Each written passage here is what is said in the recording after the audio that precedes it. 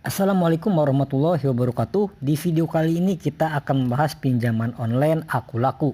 Ini sedikit tips dan trik untuk teman-teman yang gagal bayar di pinjaman online Akulaku agar membuat DC Akulaku itu tidak jadi ke rumah teman-teman ketika teman-teman telat bayar atau gagal bayar di aplikasi Akulaku. Jadi banyak yang bilang ya teman-teman, ketika kita bayar sebagian, ya katakanlah mungkin kita itu membayar sebesar 50.000 dulu ya teman-teman. Meskipun hutang teman-teman bisa ya katakanlah tagihannya itu setiap bulannya sebesar 1.500.000.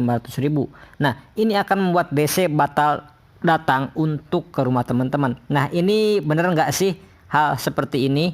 Ya, jawabannya adalah tidak ya teman-teman, karena ini tidak terbukti secara akurat. Jika memang hal ini terjadi, jika memang hal ini membuat DC itu gagal ke rumah teman-teman dengan alasan bahwa mungkin tadi siang di WA ataupun sampai nanti malam nggak bayar juga, maka DC akan datang ke rumah teman-teman terus kemudian teman-teman membayar 50.000. Ya, kemudian teman-teman kirimkan bukti pembayarannya, maka DC tentunya masih akan ngomel-ngomel ya teman-teman terkait hutangnya.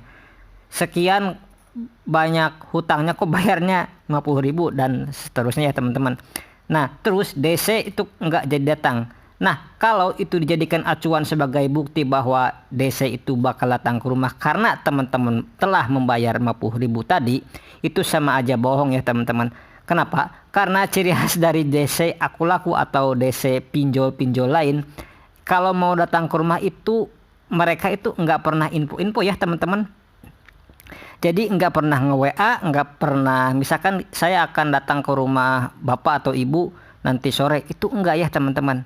Seringnya mereka itu tiba-tiba aja nongol di depan rumah teman-teman. Jadi ketika teman-teman itu siangnya misal diancam bahwa nanti malam akan datang ke rumah atau besok datang ke rumah, terus teman-teman itu bayar sebagian dan besoknya lagi itu DC-nya nggak datang, itu kayaknya teman-teman salah besar ya teman-teman.